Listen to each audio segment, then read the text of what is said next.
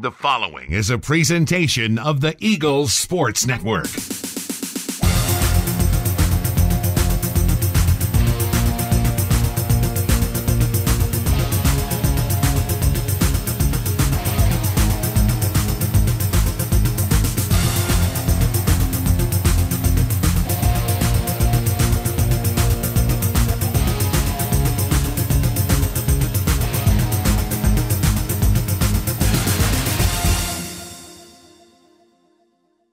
Hello and welcome into Week 6 of the Mike Clowney Show as Carson-Newman drops a heartbreaking home game, 27-21 to the Tusculum Pioneers. Hello, everyone. I'm the voice of the Eagles, Adam Cavalier, alongside Carson-Newman head football coach Mike Clowney. Mike, the second oldest rivalry game in the state of Tennessee, finally lived up to its billing after 6 straight years of Carson-Newman and Tusculum blowing each other out.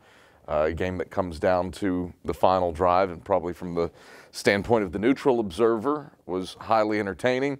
Have a chance to drive down and tie, potentially take the lead for your team in the final 2 minutes, but a drive that stalls out. What did you see from your team to rally from 2 touchdowns down to take a second half lead, but ultimately fall to Tusculum? You know, I thought our guys did a great job as far as their effort.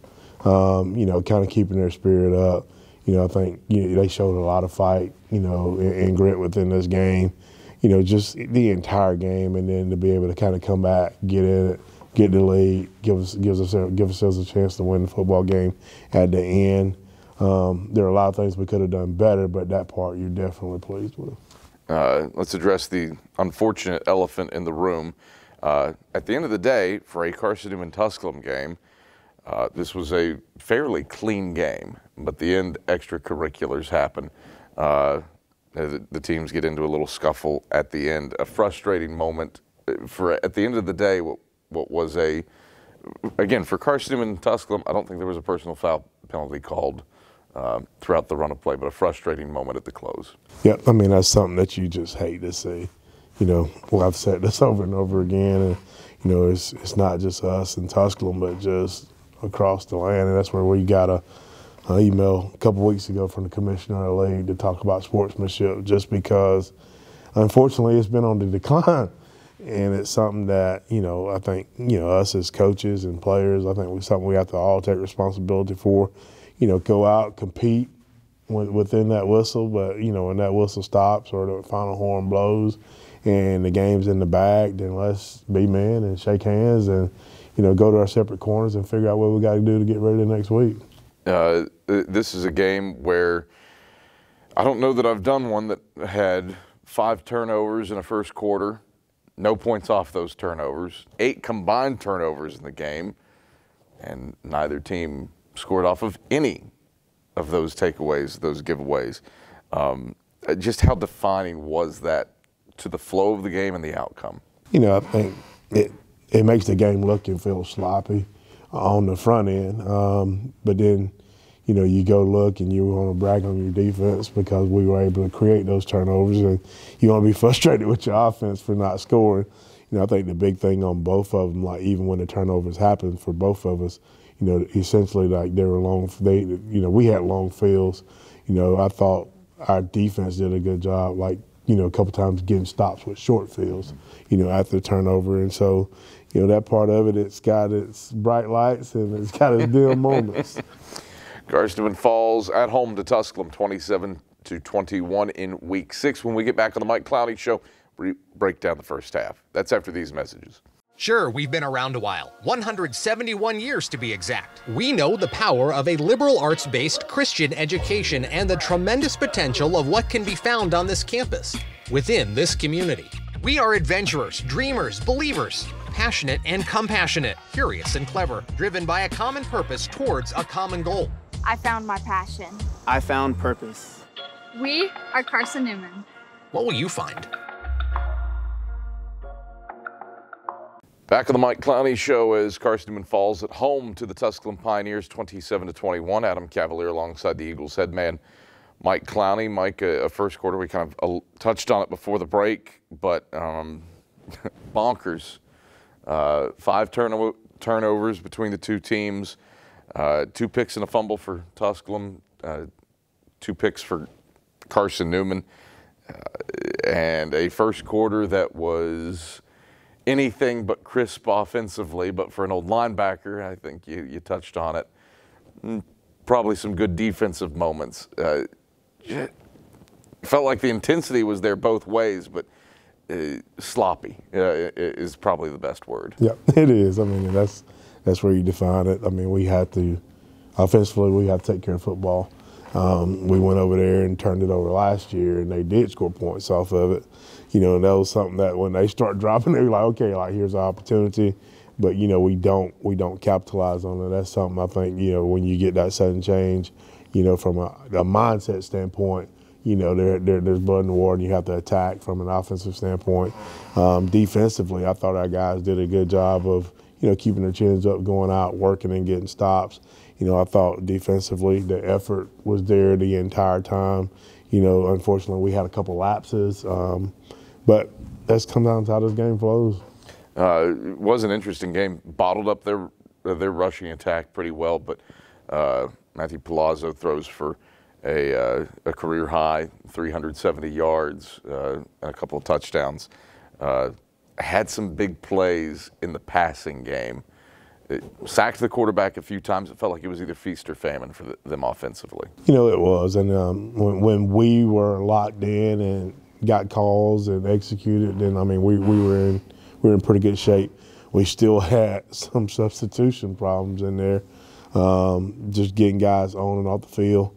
You know, we've got to do a better job of communicating, going on and off, to where we don't miss a guy or get a penalty or, you know, create chaos. And at one point, like, we had a lot of just kind of chaos going over on our sideline.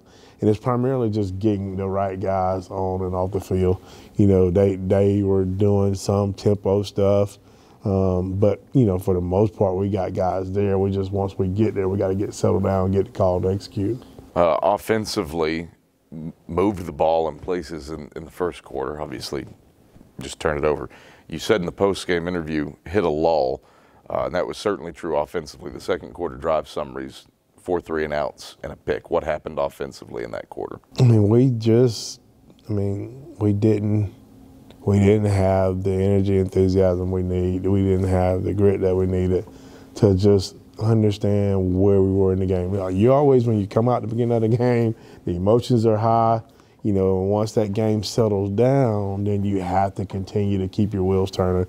And I don't think we did that. You know, up front, like we've got to knock a dent in the defense. You know, give our backs a chance to find holes and make cuts to where we can keep the ball moving. That's what we gotta keep the ball moving, and then that's where you see, you know, we play a lot of plays defensively, and it starts to affect you know, across the board. How much of that too? Kind of touched on it in the post game. Jalen Myers started the game at quarterback,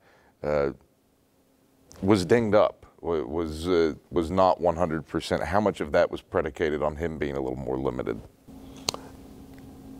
I mean, when you play a limited quarterback and you're working to try to get him involved in the run game, you know, as much as you can, then it does limit what you can do. You know, it kind of changes your game plan. I mean, you lose a fraction of the offense, and a fraction that I think he's pretty good at. You know, I think that's one of the biggest things he brings to the table is being able to run the option, read the option, and do some of that stuff. And so, you know, we lost that part of, you know, something that's been effective for us.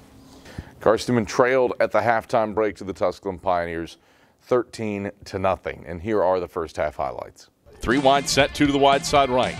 Palazzo back to pass, throws over the middle of the field, complete.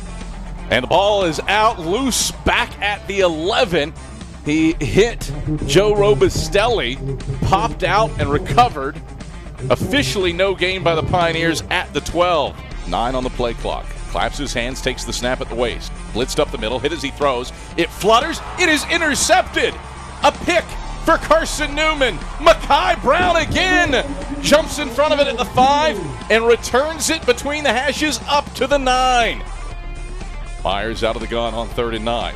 loads up, throws over the middle of the field. That's complete to Jaden Sullins between the hashes at the 35. Palazzo in the gun. Palazzo takes the shotgun snap, rolls right, throws right. That's complete at the 2. The ball came out into the end zone. Mekhi Brown was in position, and he recovered it. Eagles football off the 5th turnover of the first quarter.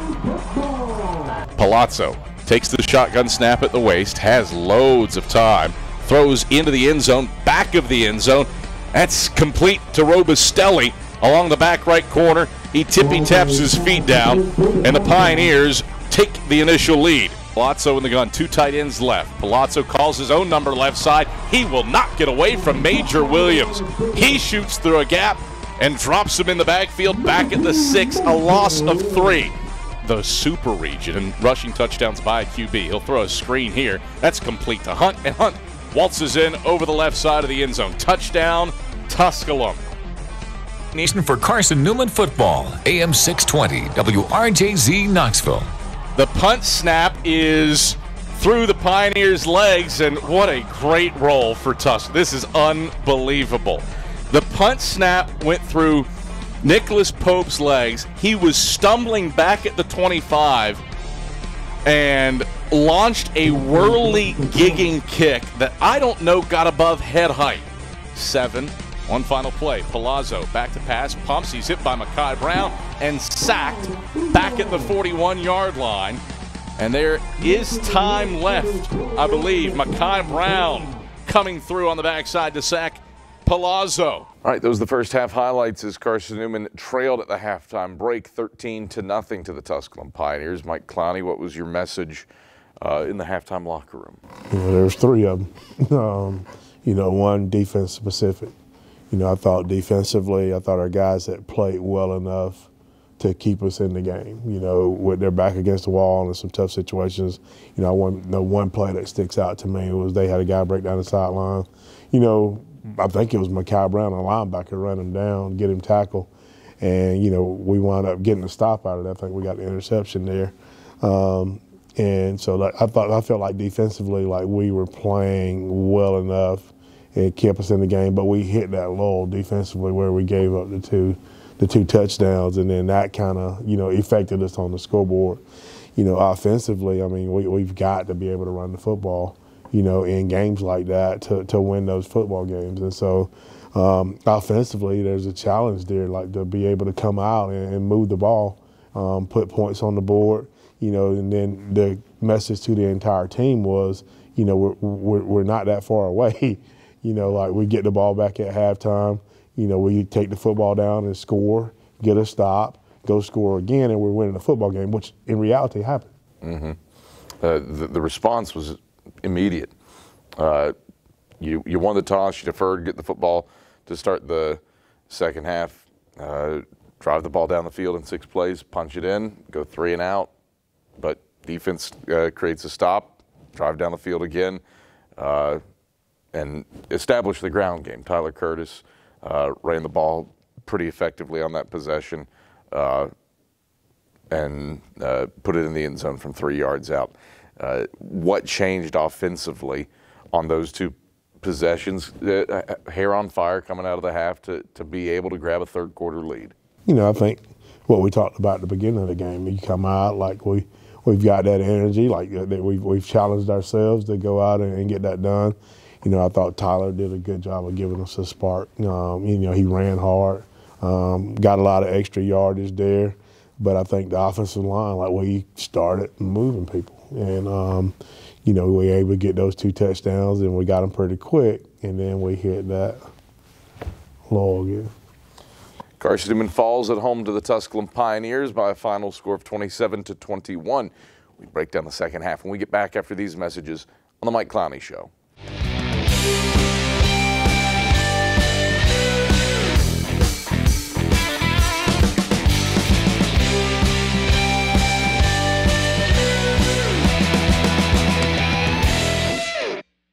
All right, back on the Mike Clowney Show as Carson-Newman drops a home game in Week 6 to the Tusculum Pioneers, 27-21. Adam Cavalier alongside head football coach Mike Clowney. Mike, you've started to see some stars turn, I think, from an individual perspective. Mekhi Brown, the reigning SAC Defensive Player of the Week for another about 12 hours. But what an effort. 9 tackles, a tackle for loss, a sack, a pick, a fumble recovery. We haven't gone back to chart the forces, to confirm the forces yet. He might have had one of those, and if he did, just the 3rd guy in the last decade to complete the pick, fumble recovery, forced fumble trifecta. Obviously had a quality day at Newberry, has a quality day against the Pioneers. What's he done as a redshirt freshman to start blossoming a bit? You know, I know he was frustrated last year when we set him out and we redshirted him.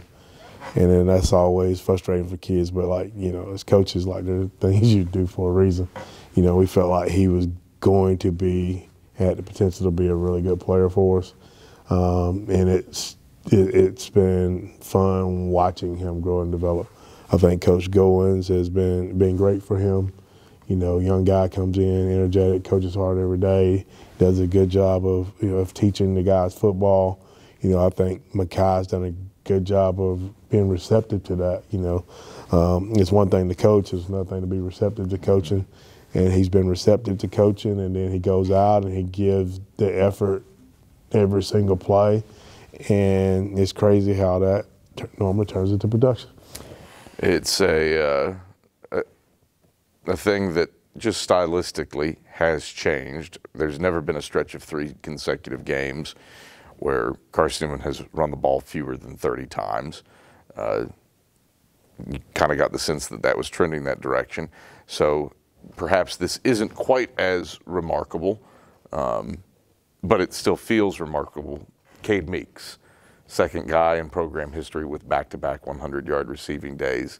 The guy that kept the game alive in the 4th quarter to give you a chance to drive down the field with under 2 minutes left with a 4th and 20. I still don't know how he caught the ball at the 5 and then rolled into the end zone.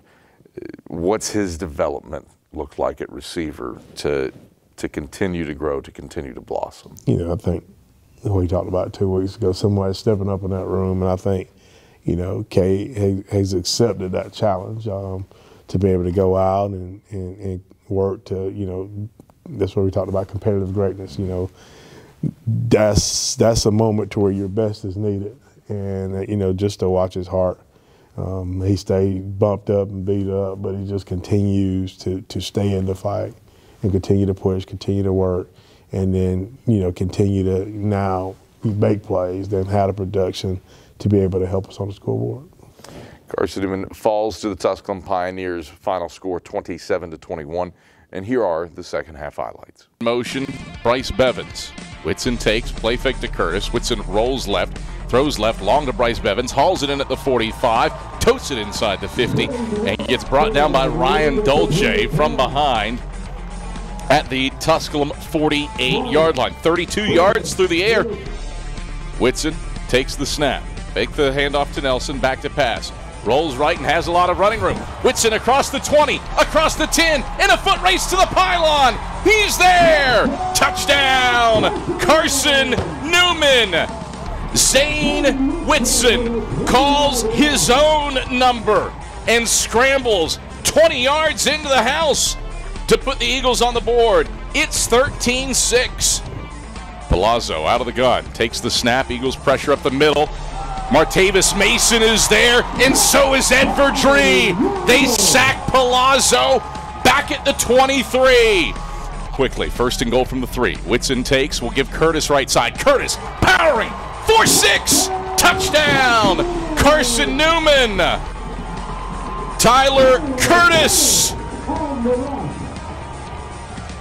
pounds it in from 3 yards out. 13 unanswered for the Eagles to tie it at 13, and moving quickly.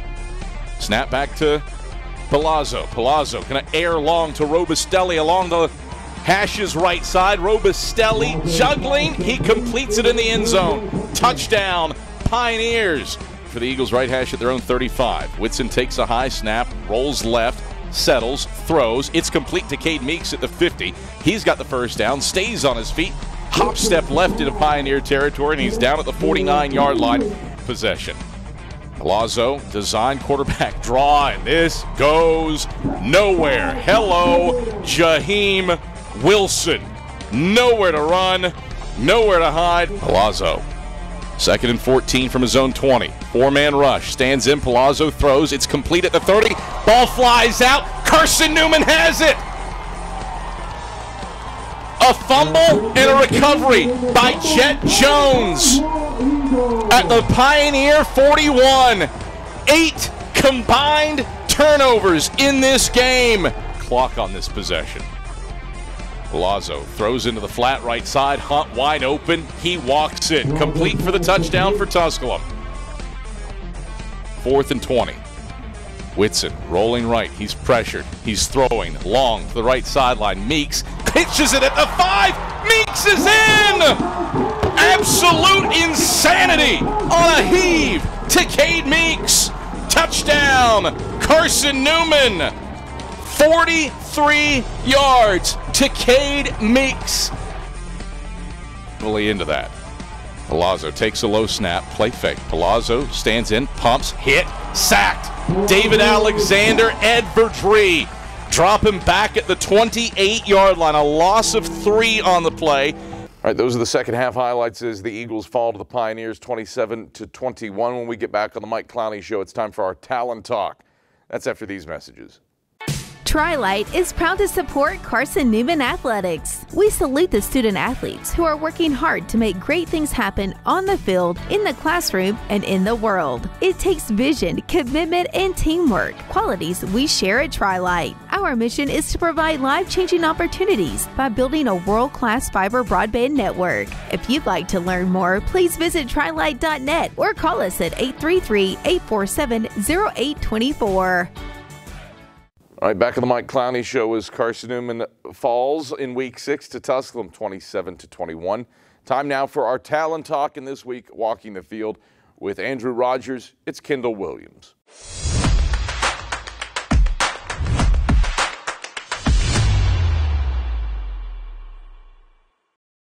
Hi again, everyone. Welcome to another episode of Talent Talk. Andrew Rogers here with Kendall Williams. Kendall, let's begin our walk here. You were recruited during the COVID pandemic, essentially. Walk me through that process and what that was like. Well, it was kind of difficult towards the end of my process. Just, COVID starting to occur and things like that, and not knowing really where I was going to go to school at. But I was wanting to go to LR at first, and then Coach Antonio Goss came and he talked to me. He came multiple times, and it just felt like he was the coach for me and felt like home here. So, do you think that process was more challenging because of the time you went through it? I think it was because I wanted to make the best decision for me and my family, and I feel like that's what made it tough for me. On the playing field, seems like after last season you kind of got your feet wet, 6 starts last year, but then this year you've already surpassed your tackle total from last year. What's allowed you to be around the football more in your second full year? I think just being more comfortable and knowing what to expect this year from last year has made everything much easier, and I can relax more and make more plays. I've asked a couple of the defensive players that you play with on a game and practice basis. They rave about your work ethic. Is that something that you've always had, or have you developed that more in your time at Mossy Creek? I think I've had that since I was born. I've always been the type of guy that always wanted to work hard and put in extra work to make sure I'm at my best potential when it's game time. So set for the Bucks. Trips go to the wide side left. 1 to the short side right. May back to pass. Pressured, steps up. He's hit. He's dropped. Kendall Williams got him from the backside. A flag on the play. From the left hash on 3rd and 7. Ferguson back to pass. Pressured. Rolls left. He will not get away from Kendall Williams. His second sack of the game. I'll change it up on you here. Favorite holiday? Favorite holiday? I'm going to go with Thanksgiving. Okay. Favorite food at Thanksgiving then? The roast beef. Okay. The pot roast. All right. Favorite gift you've received? Favorite gift I've received? Doesn't have to be Christmas, could be birthday gift. I would say I had got a bracelet from my granddad that died. I would say that was probably my favorite gift so far. And then in return, favorite one you've given someone? Favorite one I've given? I would say, that's a tough question. I would say I gave my mom some clothes for Christmas one week, I mean for 1 year. Okay. So I'll say that. It seems like the defensive back position is just so challenging to play because sometimes you'll be in zone coverage, but sometimes you'll be on an island, man-to-man, with some of the really good receivers in football. What to you makes it so challenging? What makes it challenging is, just being able to react off them. So you're basically waiting to see what they do, and you having to react off them is what makes it kind of challenging. But it's fun at the same time. When you grew up, did you always think you were going to be a defensive back? Have you been a different position and had to adjust to that? Well, growing up, I was actually a running back. Me and Christian Hicks, we were rivals growing up. Okay. He played running back at another team, and I played running back at another team. So growing up, I was a running back, but I would say I played everything, though, growing up. But I kind of did think I would be a DB, though. Since you fully transitioned to that, what has been the biggest learning curve for you to adjusting and learning one of the more difficult positions on the football field? I would say just the next play mentality.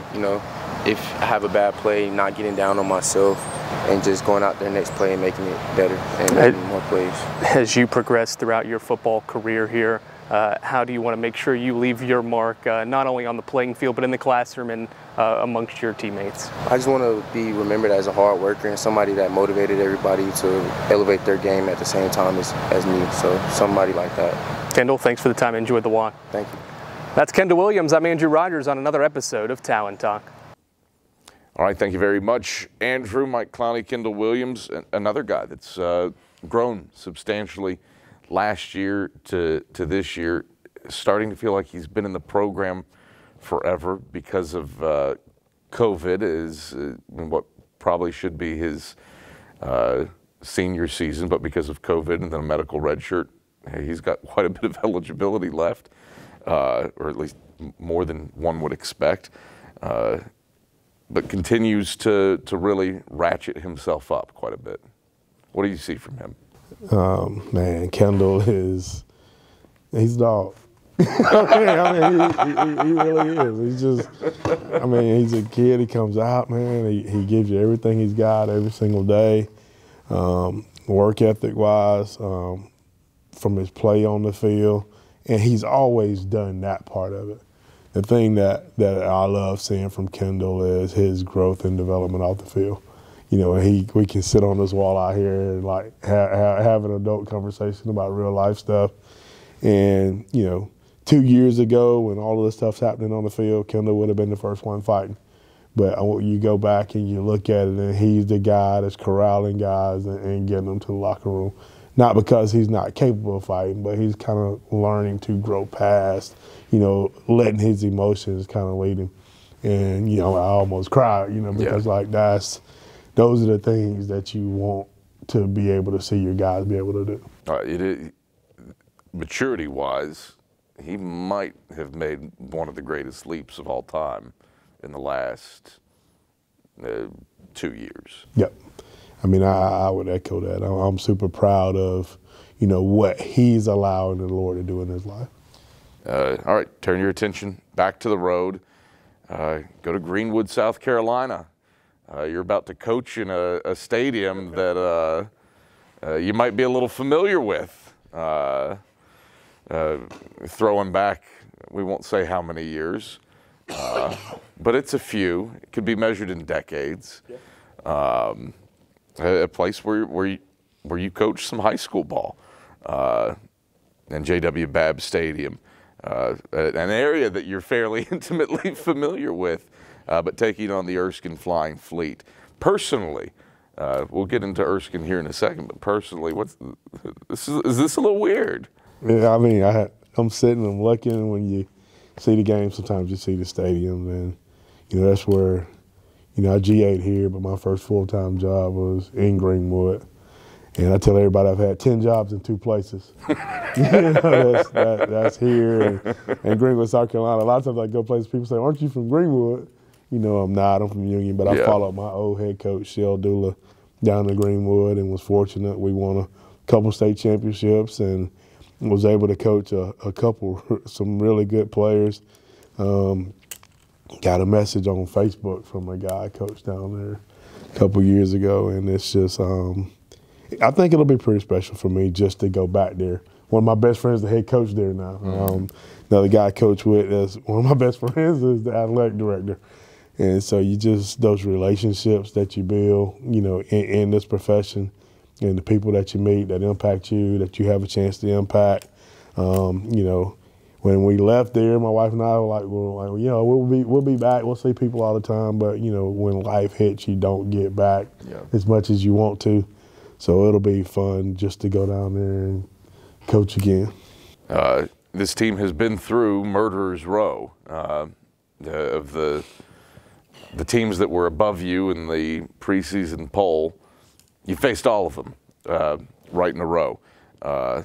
Erskine has had its share of struggles this year, but has athletes, took Newberry to the wire, has done some good things against quality opponents themselves. What do you have to do to grow from these first 6 weeks and first 4 weeks of league play against the Fleet on the road? You know, I think when you talk about the schedule, man, it's probably one of the toughest schedules out there. And it's been a challenge. I think our guys have worked their butts off to respond to it and be competitive in most of the football games. You know, for us, I think this one still boils down to us continue to find ways to do us better than we've done it before. And so we've got to make sure that we continue to grow and develop as a football team. Erskine's, you know, like you said, they played Newberry close. You know, they hadn't won, but they've been in some tough games. They're doing some things to kind of continue to work to give themselves a chance. But the biggest thing that we have to do is we have to continue to move the needle forward for Carson-Newman. Mike Clowney, pleasure as always. We'll talk to you in the Palmetto State next week. See you next week. It's Carson-Newman head football coach Mike Clowney. I'm the voice of the Eagles, Adam Cavalier. This has been the Mike Clowney Show. Thanks for watching.